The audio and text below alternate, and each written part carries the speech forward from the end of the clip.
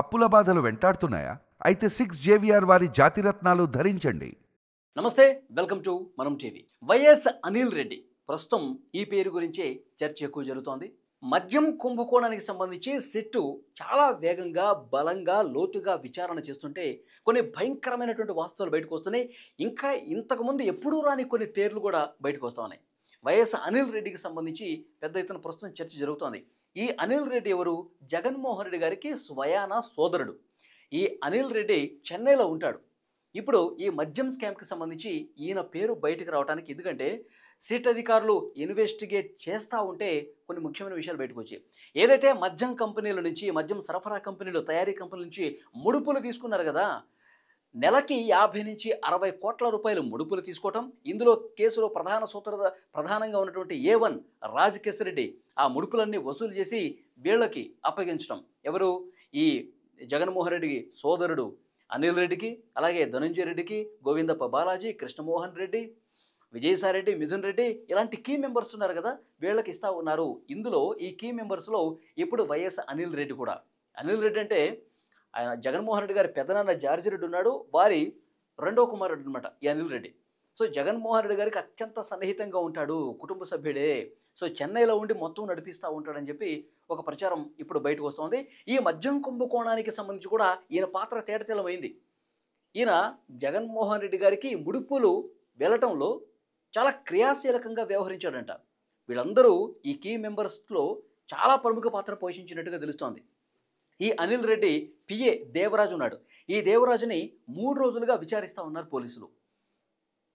ఈ 3 రోజుల పాటు విచారిస్తుంటే తెలిసినటువంటి వాస్తవాలు ఏంటంటే, ఈ మద్యం ముడుపులన్నీ కూడా జగన్మోహన్ రెడ్డి గారికి చేర్చడానికి అనిల్ రెడ్డి ఏమేం చేశాడు, ఈ డబ్బులు ఏ విధంగా చేరిని, ఎక్కడ కలిశారు, ఎక్కడ ఇచ్చారు, ఎంత మొత్తం ఇచ్చారు, ఏ రోజు ఇచ్చారు, ఇవన్నీ కూడా టెక్నికల్ ఎవిడెన్స్ దగ్గర పెట్టుకొని ప్రశ్నిస్తే దేవరాజు మొత్తం కక్కేశాడు. వైఎస్ అనిల్ రెడ్డి పిఏ దేవరాజు మొత్తం చెప్పినట్టుగా తెలుసు. ముందు బుకాయించాడంట.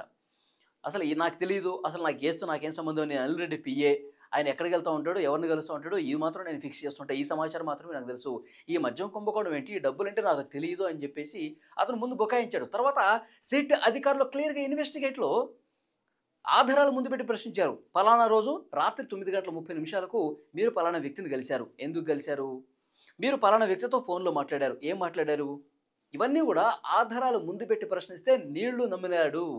చాలా స్పష్టంగా ఆధారాలు పోలీసులు సంపాదించారు. సిట్ అధికారులు మద్యం కుంభకోణానికి సంబంధించి అతి పెద్ద పాత్ర వైఎస్ అనిల్ రెడ్డిది ఉంది.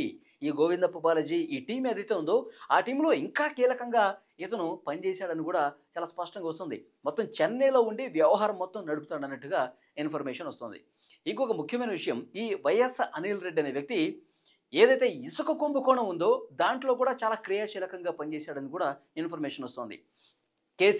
జేసీకేసీ, ప్రతిమ ఈ 2 సంస్థల్ని ముందు పెట్టి ఇసుక దందా కూడా చాలా పెద్ద ఎత్తున చేశాడు. వేల కోట్ల రూపాయల దందా చేశాడు.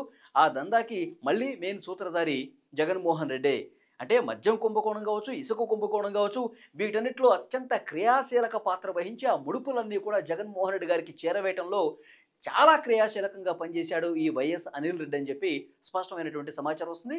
సిట్ అధికారులు ఆ ఆధారాలు అన్నీ కూడా సంపాదించారు. ఆధారాలు అన్నీ కూడా ఈ దేవరాజు ముందు బయట పెడితే, దేవరాజు ముందు పెట్టి క్వశ్చన్ చేస్తే అతను కూడా ఒప్పుకున్నట్టుగా ఇన్ఫర్మేషన్ వస్తుంది.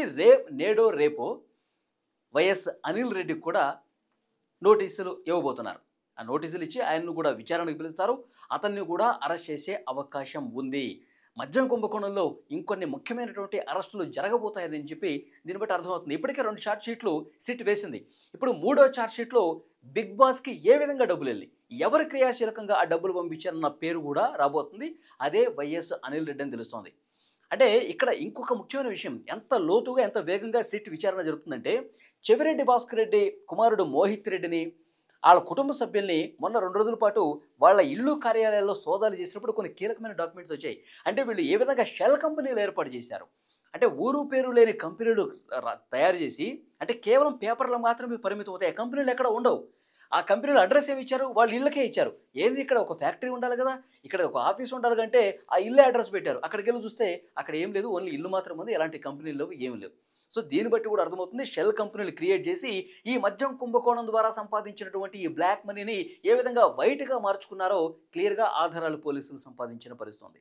సో డెఫినెట్గా చెవిరెడ్డి భాస్కర్ రెడ్డి అరెస్ట్ అయ్యాడు, వెంకటేష్ నాయుడు అరెస్ట్ అయ్యాడు, ఇప్పుడు మోహిత్ రెడ్డి వంతు వచ్చింది, అలాగే వైఎస్ అనిల్ రెడ్డి, ఇలాంటి కొంతమంది ముఖ్యమైన వ్యక్తులు ఉన్నారు. ఇంకా వీళ్ళను కూడా అరెస్ట్ చేస్తారు. ఆ తర్వాత బిగ్ బాస్ వరకు వెళ్తుంది. ఆయనకి వ్యతిరేకంగా ఆయనకి సంబంధించినటువంటి ఆధారాలు కూడా, బలమైనటువంటి ఆధారాలు కూడా సిట్ సంపాదిస్తున్నట్టుగా తెలుస్తోంది.